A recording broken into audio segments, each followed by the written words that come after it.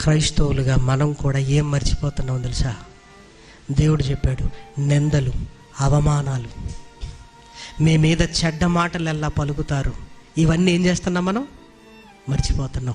పొగడ్తలు, విందులు, వినోదాలు, ఇవే జీవితం. దేవునిలో ఉంటే ఇవే అనుకుంటున్నాం.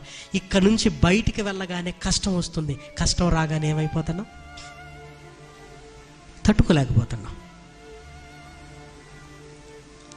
క్రైస్తవ జీవితం అనగానే మనం కొన్ని మర్చిపోతున్నాం. శ్రమలు వస్తాయి, ఇబ్బందులు వస్తాయి, నిందలు వస్తాయి, అవమానాలు వస్తాయి. నేను తట్టుకొని నిలబడాలి. దుష్టుడు వల్ల ఇన్ని వస్తాయన్న సంగతి మనం మర్చిపోతున్నాం. కేవలం ఆశీర్వాదాలు, ఇదిగో బాగుంటాం, ఇదిగో మనల్ని మెచ్చుకుంటారు, మనకు పొగడ్తలు అని ఇలా ఫిక్స్ అవుతున్నాం. సర్కస్ కంపెనీలో పులుల్లాగా బయట నుంచి సమస్య రాగానే, ఇంట్లో సమస్య రాగానే తల్లడిల్లిపోతున్నాం, తట్టుకోలేకపోతున్నాం.